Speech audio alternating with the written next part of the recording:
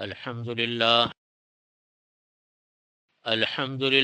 نحمده ونستعينه ونستغفره ونعوذ بالله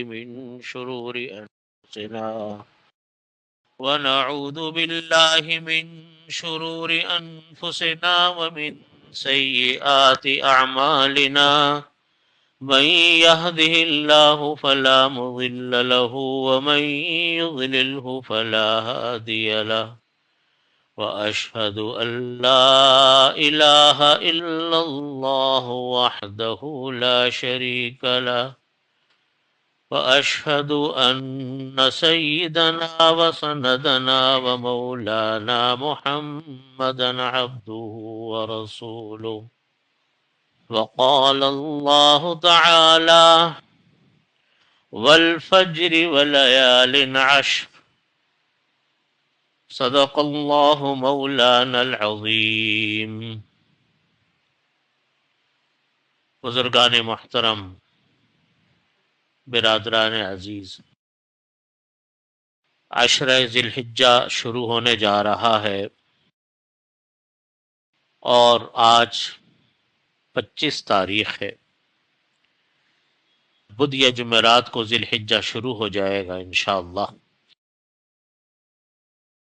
آپ دیکھیے اللہ رب العزت نے یہ خاص عبادتوں کا سلسلہ شعبان سے شروع کیا ہوا ہے. شعبان کا مہینہ، اس میں شب برات آتی ہے، پھر رمضان المبارک کا پورا مہینہ جس میں اہم ترین عبادت فرض ادا کیے جاتے ہیں روزے کے، اور پھر ایک ایک لمحہ اس کا اتنا قیمتی، اور پھر اس کے اندر آخری عشرہ جو آتا ہے، تیسرا عشرہ رمضان المبارک کا، جس میں شب قدر بھی آتی ہے، اعتکاف بھی ہوتا ہے. پھر اس کے بعد ایام حج شروع ہو جاتے ہیں جو آج کل چل رہے ہیں، جس میں حاجی حج کی تیاری کرتے ہیں، سفر کی تیاریاں ہوتی ہیں، حج کے انتظامات ہوتے ہیں، اور ذی الحجہ کے مہینے میں حج ہوتا. پھر جب ذی الحجہ کا مہینہ آتا ہے تو یہ بڑا اہمیت کا مہینہ. اس مہینے میں اللہ رب العزت 2 عظیم الشان عبادتیں اس میں مکمل فرمانے کا حکم دیتے ہیں. ایسی عبادتیں جو عبادت کے ان دنوں کے علاوہ کسی اور دنوں میں نہیں ہو سکتی. ان میں سے ایک عبادت وہ حج ہے جو اسلام کا فرض ہے، فریضہ اسلام ہے. اور زندگی میں جب کبھی حج فرض ہو جائے تو زندگی میں ایک مرتبہ کر لینا کافی، فرض ادا ہو جائے گا. بعد میں جتنی اللہ تعالیٰ توفیق دے دے. تو ذی الحجہ کے مہینے میں اہم ترین عبادت حج کی ہے، اور دوسری عبادت قربانی کی ہے. قربانی دم شکر ہے اس بات کا کہ اللہ تعالیٰ نے ہمیں حج کرنے کی توفیق عطا فرمائی. اللہ کو یہ عبادت قربانی کی حضرت ابراہیم علیہ السلام کے حوالے سے یہ عبادت چلی ہے. وَكَتَبْنَاهُ فِي الْآخِرِينَ کہ اللہ تعالیٰ نے حضرت ابراہیم علیہ السلام کو جب خواب میں یہ دکھایا کہ اپنے بیٹے کو تم ذبح کر دو، تو حضرت ابراہیم علیہ السلام نے بغیر چون و چرا کیے ہوئے، بغیر سوال کیے ہوئے اپنے بیٹے کو قربان کرنے کے لیے تیار ہو گئے. یا بنی انی ارا فی المنام اذبحک فانظر ماذا ترى، اے بیٹے میں نے دیکھا انی اذبحک کہ میں تم کو ذبح کر رہا ہوں، بتاؤ تمہارا کیا خیال. اللہ کے نبی، ان کے خواب تو جھوٹے نہیں ہوتے، ہماری طرح کے خواب نہیں ہوتے کہ آئے اور چلے گئے. وہ تو ایک حکم ہوتا ہے. اتنی بڑی آزمائش ابراہیم علیہ السلام پر آئی کہ بیٹے کو ذبح کر دو. مال لے لیتے، کوئی چیز لے لیتے، اپنے ہاتھوں سے ذبح کر دو بیٹے کو. تصور تو کرو آپ. یا بنی انی ارا فی المنام انی اذبحک فانظر ماذا ترى، کہ بیٹے میں خواب میں دیکھ رہا ہوں میں تم کو ذبح کر رہا ہوں، بتاؤ تمہارا کیا خیال ہے؟ بیٹا بھی اللہ کا نبی بننے والا، بیٹے نے کہا کہ یا ابتی یا ابتی یا ابتی، اے ابا جان، آپ اس کام کو کر گزریے جس کا اللہ تعالیٰ نے آپ کو حکم دیا. یا ابتی افعل ما تؤمر ستجدنی انشاء اللہ من الصابرین. اے ابا جانا، آپ اس کام کو کر گزریے جس کا حکم آپ کو اللہ نے دیا. اس میں کیا سوچنے کی بات؟ بیٹے نے بھی نہیں کہا کہ ابا آپ مجھ کو کیوں ذبح کرتے ہو، یہ قربانی میرے اوپر کیوں ہو رہی ہے، کسی اور کے اوپر ہو جاتی. یا ابت افعل ما تؤمر، قرآن کریم نے فرمایا ستجدنی انشاء اللہ من الصابرین. فلما اسلم وتلہ للجبین، جب دونوں ماں باپ بیٹے نے اللہ کے حکم کی تابعداری اختیار کی اور باپ نے اپنے بیٹے کو گردن کے پیشانی کے بل لٹایا، پیشانی کے بل اسی لیے لٹایا کہ بیٹے کا چہرہ دیکھ کر ہاتھ نہ رک جائے. اللہ تعالیٰ کو یہ ادا اتنی پسند آئی کہ اللہ تعالیٰ نے فرمایا کہ اے ابراہیم قد صدقت الرؤیا، تم نے خواب کو سچا کر دکھایا.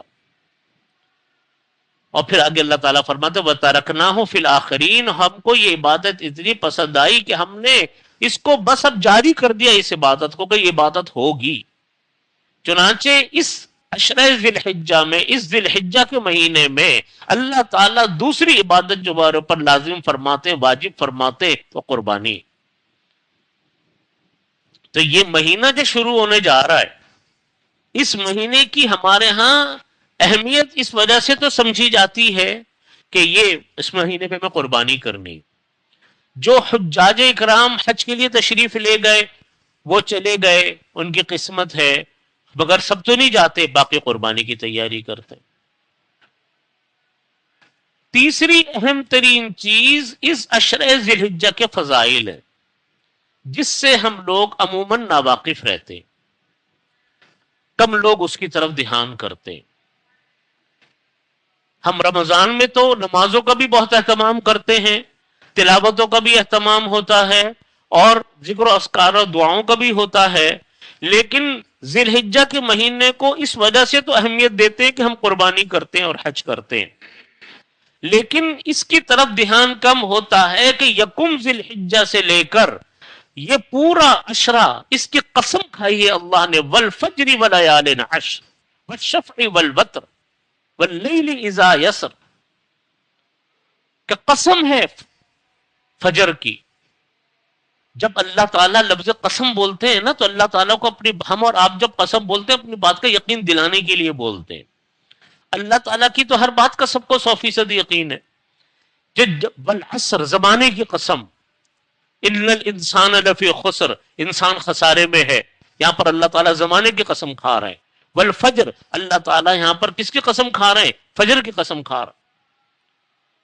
یہ جب اللہ تعالیٰ قسمیں کھاتے ہیں تو علماء تفسیر نے لکھا کہ اس سے مراد اس کی عزت، اس کی حرمت، اس کی عظمت کی دلیل ہوتی جب اللہ تعالیٰ کسی چیز کی قسم کھاتے. ہم اور آپ تو قسم کھاتے ہیں دوسروں کو یقین آ جائے، دوسرے ہماری بات نہیں مان رہے. اللہ تعالیٰ کو اس کی ضرورت نہیں ہے. اللہ تعالیٰ تو اللہ ہے، رب ہے، کائنات اس کے ہاتھ میں ہے، پوری خلقت اس کے ہاتھ میں ہے، دنیا کی ہر چیز اس کے ہاتھ میں ہے، کائنات کی ہر چیز اس کے ہاتھ میں ہے، اس کو ضرورت نہیں. لیکن علماء مفسرین فرماتے اس سے مراد اس چیز کی عظمت اور اہمیت کرنا ہو. اللہ تعالیٰ اہمیت بیان کر رہا ہے قسم فجر کی اور ان 10 راتوں کی. تمام حضرات مفسرین فرماتے 10 راتوں کی جو اللہ رب العزت نے قسم کھائی، اس سے مراد عشرہ ذی الحجہ ہے، یکم ذی الحجہ سے لے کر پورا 10 ذی الحجہ تک، ایام تشریق تک، اس کے قسم کھا رہے ہیں اللہ تعالیٰ. اسی لیے نبی کریم صلی اللہ علیہ وسلم نے فرمایا کہ یہ عشرہ اپنی عبادتوں کے لحاظ سے اتنا عظیم و شان عشرہ ہے، اتنا زبردست عشرہ ہے، اتنا فضیلتوں والا عشرہ ہے کہ اس کا ایک ایک لمحہ عبادت میں گزارنے والا. آپ صلی اللہ علیہ وسلم نے فرمایا کہ جو کوئی انسان اس عشرے میں ایک دن کا روزہ رکھے گا، ایک روزہ رکھے گا، اللہ تعالیٰ اس کو 1 سال کے روزوں کا ثواب عطا فرمائیں گے. 1 سال کے روزے. ہمارا آپ تصور کر سکتے 1 سال کے روزوں کا.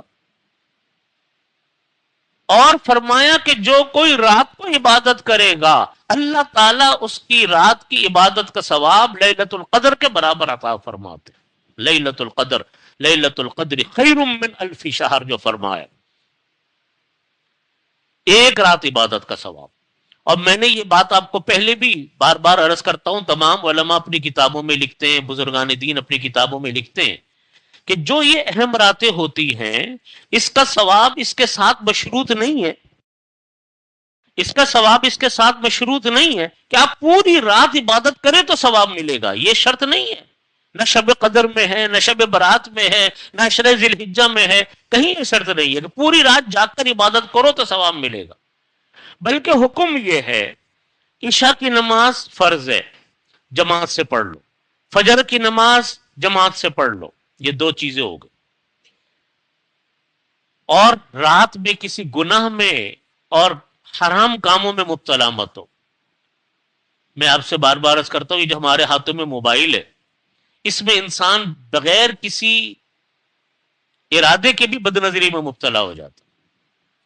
تو ان چیزوں سے ہم سب کو اپنے اوپر کنٹرول کرنے کی ضرورت ہے کہ کسی گناہ میں مبتلا نہ ہو. فرمایا حضرت عثمان غنی رضی اللہ عنہ کا اثر ہے، حضرت عثمان غنی رضی اللہ عنہ نے فرمایا کہ جو کوئی انسان رات کو عشاء کی نماز جماعت سے پڑھتا ہے، عام حالات کی بات ہے، تو آدھی رات عبادت کا ثواب اللہ عطا فرماتے ہیں. اور جو کوئی انسان فجر کی نماز بھی جماعت سے پڑھتا ہے اللہ تعالیٰ بقیہ رات کا ثواب بھی اس کو عطا فرماتے، پوری رات کا ثواب اس کو ملتا.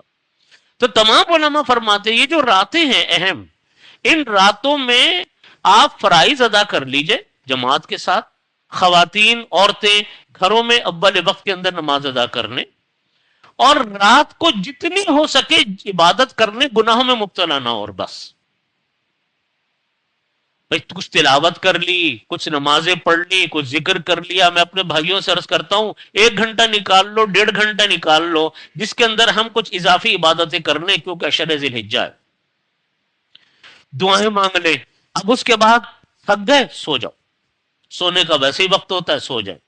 اللہ سے دعا مانگے، اللہ تعالیٰ روزے کی توفیق عطا فرما دے، روزہ رکھ لیں تو ایک روزے کا ثواب 1 سال کے روزے کے برابر اللہ عطا فرماتے ہیں. اور جو 9 ذی الحجہ ہوتی ہے جس کو یوم عرفہ کہا جاتا ہے، یوم عرفہ سے مراد یہ نہیں ہے کہ وہاں عرفہ کا دن ہو، بلکہ 9 ذی الحجہ کو یوم عرفہ کہا گیا. ہمارے ہاں کا 9 ذی الحجہ، اس کو آپ صلی اللہ علیہ وسلم نے فرمایا کہ صوم یوم عرفہ احتسب علی اللہ ان یکفر السنۃ التي قبل والسنۃ التي بعد. کہ جو روزہ عرفہ کا روزہ ہوتا ہے، 9 ذی الحجہ کا روزہ ہوتا ہے، میں اللہ سے یہ گمان کرتا ہوں اللہ تعالیٰ اس کو 2 سالوں کے گناہوں کا کفارہ بناتے ہیں، 1 سال ماضی کے، 1 سال آئندہ کے. یوم عرفہ کا روزہ 9 ذی الحجہ. گرمی تو ہے، میں بھی مانتا ہوں گرمی ہے، مشکل ہے آج کل کے روزے رکھنا، لیکن روزہ ہم اور آپ جو رکھتے ہیں نا اللہ کے فضل سے رکھتے ہیں. ہماری کوئی اس میں کمال، بس کمال ہمارا نہیں ہے، ہمارا اتنا ہوتا ہے ارادہ کہ ہم اٹھ کر صبح کو سحری کرنے اور اللہ سے ایک نیت کرنے کہ اللہ میں روزہ رکھ رہا ہوں. باقی روزہ تو اللہ اپنے فضل سے پورا فرماتا. ہم نے انہی دنوں میں جون جولائی کے روزے رکھے، پورے رمضان مبارک کے روزے رکھے، ابھی تو رکھے کچھ عرصے پہلے، اتنی تیز گرمیوں میں رکھے جبکہ ہیٹ اسٹروکس چل رہے تھے، لیکن اللہ رب العزت نے روزے پورے فرما دے. جس نے ارادہ کیا روزہ ہو گیا، اس کوئی ایسا قابو سے باہر نہیں ہوا کہ اس کے کنٹرول سے معاملہ باہر ہو گیا. یہ اللہ کی مہربانی انسان کے. تو بھائی اس کا ارادہ کرو. یہ ایک بہاریں ہیں، ثواب نامہ اعمال کو بڑھانے کے دن ہیں. میں عرض یہ کرتا ہوں کہ دیکھو یہ سیزن آتے مومنین کے، اللہ والوں کے لیے سیزن آتے کہ بھئی پورے سال جو ہم نامہ اعمال ہمارے بھرتے نہیں ہیں، نیکیاں نہیں کر پاتے، ہم اپنے گناہوں میں مبتلا ہو جاتے ہیں، تو چلو ایک سیزن ہم لوگوں کا آ گیا جو کمی کوتاہی سال بھر میں ہوئی تھی، کچھ رمضان میں پوری کی، کچھ عشرہ ذی الحجہ میں پوری کی، اللہ سے دعا مانگو کہ اللہ تعالیٰ حج پہ پہنچا دے تو اللہ تعالیٰ وہاں سے پوری فرما دے گا. اس کے خزانے میں کس چیز کی کمی ہے؟ لیکن عقل مند ہے وہ جو ان موقعوں سے فائدہ اٹھاتے. جیسے ہم لوگ ہوتے ہیں نا کہ دیکھیں جی سیل لگے گی تو سب لوگ سیل سے خریدتے ہو. جو تاجر ہوتے ہیں وہ کہتے ہیں میرا سیزن فلانا تاریخ ہے بھائی، اس سیزن پہ تو میں موجود رہوں گا، وہ تو میرے کام کے خاص دن ہے، مجھے تو نفع ٹوٹا سارا برابر کرنا ہے پرانا. یہ مومنین کے دن ہوتے ہیں کہ جس کو میں اپنے نامہ اعمال کو ٹھیک کرنا ہوتا. تو یہ 10 دن ہے، 10 دن جس کے ایک دن میں روزہ رکھنے کا ثواب پورے سال کے روزے کے برابر، رات کو عبادت کرنے کا ثواب پورے لیلۃ القدر کے برابر. اور جو روزہ نہیں رکھ سکا، روزہ رکھنا فرض نہیں ہے، نہ رکھو کوئی گناہ نہیں، لیکن جو روزہ نہیں رکھ سکا لیکن کم از کم اعمال کی توفیق تو ہو، نماز جماعت کے ساتھ ہوں، اہتمام سے، جیسا ہم رمضان المبارک میں کرتے.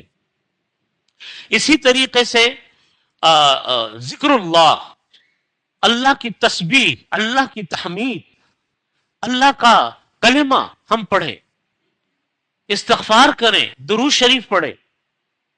اس لیے ہمارے بزرگ فرماتے ہیں کہ 6 تسبیحیں روزانہ پڑھا کرو، 5 بنتی ہیں. استغفار کی ایک تسبیح روزانہ پڑھ لو، استغفر اللہ ربی من کل ذنب واتوب الیہ. دوسری درود شریف اہتمام کے ساتھ پورا ایک تسبیح، کم از کم، زیادہ سبحان اللہ جتنی اللہ توفیق دے دے، لیکن 100 سے کم نہ ہو. تیسری سبحان اللہ وبحمدہ سبحان اللہ العظیم. چوتھا، تیسرا کلمہ سبحان اللہ والحمد للہ ولا الہ الا اللہ واللہ اکبر. یہ کلمہ ولا حول ولا قوت الا باللہ العلی العظیم، یہ تیسرا کلمہ ایسا کلمہ ہے جس میں سب چیزیں جمع ہو جاتی ہیں. صبح تسبیح بھی آ جاتی ہے، تحمید بھی آ جاتی ہے، تکبیر بھی آ جاتی ہے، تحلیل بھی آ جاتی ہے. تحلیل کے معنی ہوتے کلمہ، سبحان اللہ اللہ کی تسبیح، والحمد للہ اللہ کی تحمید، ولا الہ الا اللہ تحلیل کلمہ ہو گیا، ولا الہ الا اللہ واللہ اکبر یہ تکبیر ہو گئی، لا حول ولا قوت الا باللہ العلی العظیم یہ تیسرا کلمہ. یہ سب چیزوں کو جامع. اس لیے یہ ہمارے علماء فرماتے ہیں، بزرگان دین فرماتے ہیں کہ یہ تیسرا کلمہ پڑھتے رہو ان ایام کے اندر، چلتے پھرتے پڑھتے رہو، درود شریف پڑھتے رہے اور تیسرا کلمہ پڑھتے رہو. یہ اتنے اجر و ثواب کی چیز ہے اللہ کی بارگاہ میں، اتنی اللہ کو یہ عبادتیں پسند ہے عام دنوں میں، اور ان دنوں کے اندر تو اللہ کو بہت ہی زیادہ پسند ہے، جس کی اللہ تعالیٰ قسم فرما رہے قرآن کریم میں، قسم کھا رہے ہیں قرآن پاک. یہ عشرہ ذی الحجہ یہ اتنی اہمیت کا عشرہ ہے. دعاؤں کا اہتمام، اللہ سے ذکر کا اہتمام، گناہوں سے بچنے کا اہتمام. میں نے یہ بات اس لیے عرض کر رہا ہوں کہ یہ بڑی اہمیت کی چیز ہے. اس عشرے کی عبادت کے لحاظ سے فضیلت ہمارے نظروں میں ذرا اوجھل رہتی. قربانی کی تو تیاری کرتے وہ تو کرنی چاہیے، واجبات میں سے ہے، لیکن مال کی طرف بہت خاص دھیان رکھنے کی ضرورت ہے. اور پھر قربانی ہے، پھر 9 ذی الحجہ کا روزہ ہے، اور پھر رات جو ہے ویسے ہی رات کو جاگ کر عبادت کرنا پورے عشرہ ذی الحجہ میں وہ بہت اللہ تعالیٰ کو پسندیدہ ہے. جیسا میں نے عرض کیا کہ لیلۃ القدر کا اللہ ثواب عطا فرماتے. دوسری اہمیت اس وجہ سے بھی ہے کہ چاند رات بھی ہے. چاند رات کی عبادت، کیونکہ صبح کو عید ہے، صبح کو عید ہے، چاند رات کی عبادت اللہ کو بڑی پسند. اللہ تعالیٰ فرماتے جو انسان ان 2 راتوں کو زندہ کرتا ہے اللہ تعالیٰ اس انسان کے دلوں کو اس دن زندہ فرمائیں گے جس دن سارے دل مردہ ہو چکے ہوں گے. اس دن اللہ چاند رات کے جاگنے والے کی دلوں کو زندہ فرمائے. اب ہمیں اس کا صحیح تصور آتا نہیں ہے، لیکن پتہ چلے گا جب اللہ تعالیٰ ہمیں توفیق دے دے، اس کو قبول فرما لے، تو پتہ چلے گا اللہ کی بارگاہ میں پہنچیں گے کہ کیا ہمیں ملا کیا نہیں.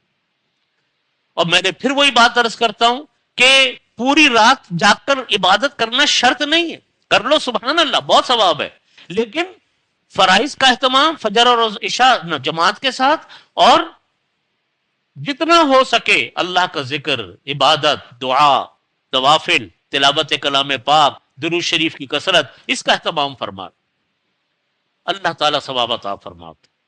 صبح کو عید ہوتی ہے، ایک اور عبادت، ابھی قربانی کے فضائل بتانے کا وقت نہیں ہے، وہ انشاءاللہ میں بعد میں عرض کروں گا۔ ایک دوسری اہم عبادت جو 9 ذی الحجہ سے 13 ذی الحجہ تک چلتی ہے، وہ ہے تکبیر تشریق۔ وہ تکبیر تشریق پڑھنا 9 ذی الحجہ سے لے کر 13 ذی الحجہ کی عصر تک، 9 ذی الحجہ کی 5 ہے تکبیر تشریق کے دن، مردوں کو فرض نماز کے بعد بلند آواز سے پڑھنا، اللہ اکبر لا الہ الا اللہ واللہ اکبر وللہ الحمد، تکبیر تشریق زور زور سے پڑھی جائے۔ یہ 9 ذی الحجہ سے شروع ہوگی، 13 ذی الحجہ کی عصر تک چلے گی، بلند آواز کے ساتھ فرض نماز کے بعد پڑھے کہ مسجد گونجے، اللہ کی ذکر سے مسجد گونجے، اللہ کی تکبیر سے مسجد گونجے۔ خواتین بھی ان کے اوپر پڑھنا واجب ہے، لیکن آہستہ آواز میں، وہ خواتین آہستہ آواز میں پڑھیں گی، مرد زور آواز میں پڑھیں گے۔ یہ اس عشرے کے فضائل ہیں، جو قربانی ہے اس کے فضائل اور مسائل انشاءاللہ آئندہ عرض کیے جائیں گے۔ اللہ تعالی ہمیں اور آپ کو اس کی توفیق عطا فرمائے۔ ان ایام کو ضائع نہیں کرنا چاہیے، غفلت میں نہیں گزارنا چاہیے۔ میں نے جیسا عرض کیا، یہ تو اللہ کی ہمارے اوپر رحمتیں ہوتی ہے، خاص ایام کا آنا اور خاص ایام سے فائدہ اٹھانا۔ جس طرح ہم دنیا کے کاموں میں خاص ایام سے فائدہ اٹھاتے ہیں، دنیا میں نے جیسا عرض کیا، ہر چیز کا ایک سیزن چل رہا ہوتا ہے، جو عقل مند آدمی ہوتا ہے سیزن سے فائدہ اٹھاتا ہے۔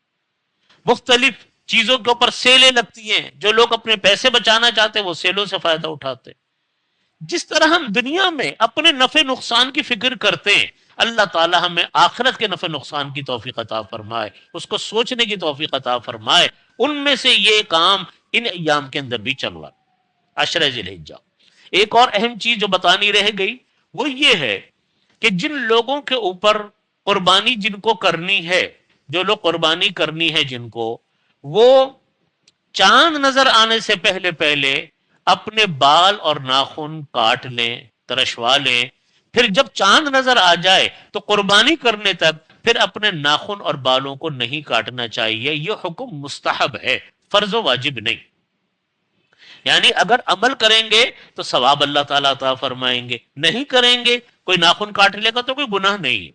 لیکن یہ آپ صلی اللہ علیہ وسلم نے عمل فرمایا کہ جب جس آدمی کو قربانی کرنی ہے، اس کی قربانی جس کو کرنی ہے، وہ چاند ذی الحجہ کا چاند نظر آنے سے پہلے اپنے بالوں کو، ناخنوں کو تراش لے، کاٹ لے، اور پھر ان ایام کے اندر وہ خط وغیرہ نہ بنوائے، بال اور ناخن نہ کاٹے، پھر قربانی کرنے کے بعد کاٹے۔ البتہ قربانی کے جو فضائل اور مسائل ہیں انشاءاللہ بعد میں عرض کروں گا۔ اللہ میں اس عشرہ ذی الحجہ کو صحیح طریقے سے گزارنے کی توفیق عطا فرمائے۔ یہ بڑا اہم عشرہ ہے جس کی بڑی تاکید فرمائی نبی قرآن پاک میں بھی، نبی علیہ الصلوۃ والسلام نے بھی۔ اللہ رب العزت ہم سب کو عافیت عطا فرمائے۔ تو آخری اور بات عرض کرتا ہوں، وہ ہے غزہ کے حوالے سے کہ جو صورتحال غزہ کی ہے، فلسطین کی ہے، وہ ہم سب لوگوں کے لیے جس قدر اذیت اور تکلیف اور کرب کا باعث ہے کہ اللہ ہی جانتے ہیں کہ دلوں کی کیا کیفیت۔ لیکن یہ وہ صورتحال ہے کہ ہم لوگ دعا کر سکتے ہیں، جو کچھ ہم سے بند پڑتا ہے وہ کر سکتے ہیں، اس سلسلے میں ہم اپنی آواز اٹھا سکتے ہیں۔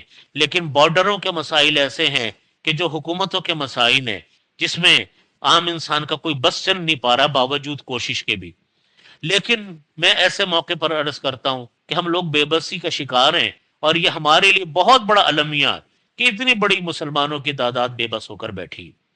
لیکن کچھ تو ہم کر سکتے، جو کچھ بھی ہم اور آپ دیکھ رہے ہیں میڈیا کے اوپر، جو کچھ بھی ہم دیکھ رہے ہیں سوشل میڈیا کے اوپر، وہ ایسے ہولناک ہیں کہ الامان والحفیظ، اللہ حفاظت فرمائے۔ ہم دعا بھی کریں، کم از کم ایک بالکل ادنا درجے کی کوشش یہ ہو سکتی ہے کہ ان کی مصنوعات کا بائیکاٹ کریں اور دعا اللہ سے کریں۔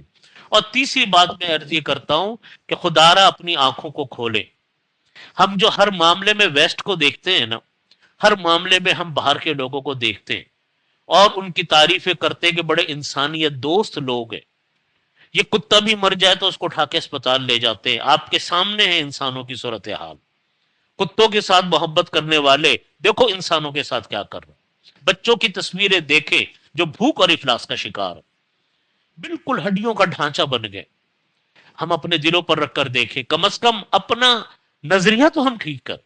ہر چیز میں جو ہم ویسٹ کی طرف جاتے ہیں، ہر چیز میں جو ویسٹ کو بنیاد بناتے ہیں، ان کو مثالوں میں پیش کرتے ہیں. میرے والد ماجد حضرت مفتی رفیع عثمانی صاحب رحمۃ اللہ علیہ یہ بات بار بار کہتے تھے کہ لوگ ان کی اس تعصب کو پہچانتے نہیں ہیں جو ان کے اندر مسلمانوں کے خلاف تعصب ہے. لوگ پہچانتے نہیں. یہ اتنے متعصب قوم ہے، اتنی بے رحم قوم ہے کہ کبھی انہوں نے انسانیت پر کبھی رحم نہیں کھایا. اور آپ کے سامنے میں چند اشروں کی بات عرض کرتا ہوں، چند سالوں کی بات عرض کرتا ہوں. جتنا انسانوں کا قتل عام، بے گناہ انسانوں کا قتل عام ان طاقتوں نے کیا، ماضی میں اس کی مثال نہیں ملتی. نبی کریم صلی اللہ علیہ وسلم نے جنگیں لڑی. لوگ کہتے ہیں کہ آپ نے بھی جنگیں لڑی. آپ نے جنگیں لڑی لیکن آپ نے جنگوں کی اخلاقیات سکھائی. جنگ آپ نے اقتدار کے لیے نہیں لڑی، آپ نے جنگ دولت کے لیے نہیں لڑی، آپ نے جنگ اعلاء کلمت اللہ کے لیے لڑی ہے. نبی کریم صلی اللہ علیہ وسلم نے یہی سکھایا صحابہ کرام رضی اللہ عنہم اجمعین کو. آپ نے یہ اخلاقیات سکھائی کہ دیکھو جب لڑو تو دیکھو عورتوں پر مت ہاتھ اٹھانا، بچوں پر مت ہاتھ اٹھانا، بوڑھوں پر مت ہاتھ اٹھانا. ایک غزبے کے موقع پر آپ کو پتا چلا کہ کسی کنویں میں کچھ عورتوں کی لاشیں اور بچوں کی لاشیں ملی ہیں. آپ صلی اللہ علیہ وسلم صحابہ کرام پر سخت ناراض ہو گئے کہ کس نے یہ حرکت کی کہ عورتوں پر ہاتھ اٹھایا. اور آج ہمارے یہاں آپ دیکھیں ان کے بڑے بڑے افسران یہ کہتے ہیں کہ ہم تو شوقیہ جا کر بچوں کو مار کے آتے ہیں. انسانیت ختم ہو گئی، انسان ختم ہو گئے. مسلمان ایمان اور مسلمان تو دور کی بات ہے، انسانیت تو ہے. تو ہم جو اپنا نظریہ یہ رکھتے ہیں کہ جناب یہ بڑے لوگ ہیں، انسانیت دوست ہیں، خدا را اپنے نظریوں کو ٹھیک کرو. اپنی اولادوں کو ہم ان ملکوں مت بھیجیں. ہمارے ملک میں کمی ہے، میرے اور آپ کی وجہ سے کمی ہے. اپنے ملک کو ہم اہمیت دیں، اپنے ملک کو بہتر بنائیں. آخر دعوانا الحمدللہ رب العالمین.